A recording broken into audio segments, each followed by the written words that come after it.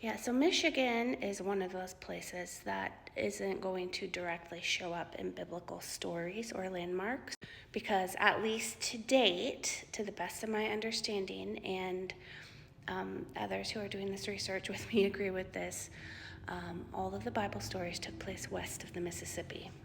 However, Michigan has a ton of really interesting stuff. Look up Michigan relics. There are some amazing things that have been found in Michigan that should not be there based on our common narrative. A lot of clues to language, cultures that should not have existed in America. There's also a lot of debate about the Great Lakes.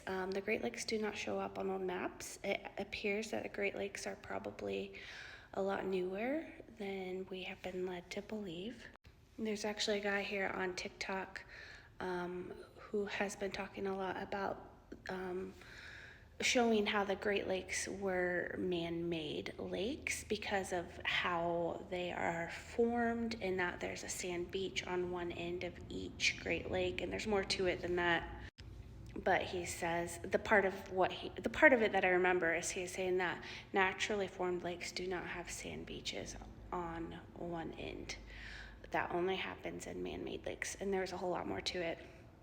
It was super interesting. I'll see if I can find his videos maybe and share it here. There's a lot of correlation in Michigan and Ohio to tribes that kind of tie into the Book of Mormon. And I have not studied the Book of Mormon yet. I'm not an expert on that topic. I kind of know just enough to touch on it. But some of the people in the Book of Mormon seem to have lived in that area, if I'm understanding that correctly. Again, this is not something I have completed my studies on yet, and I'm sure someone in the comments will correct me if I'm wrong, but that's my current take on it.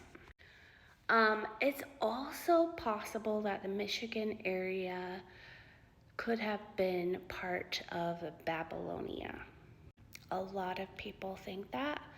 I'm not sure if Babylonia extended that far east or not, but it's a possibility. So anyway, that's what I got on Michigan.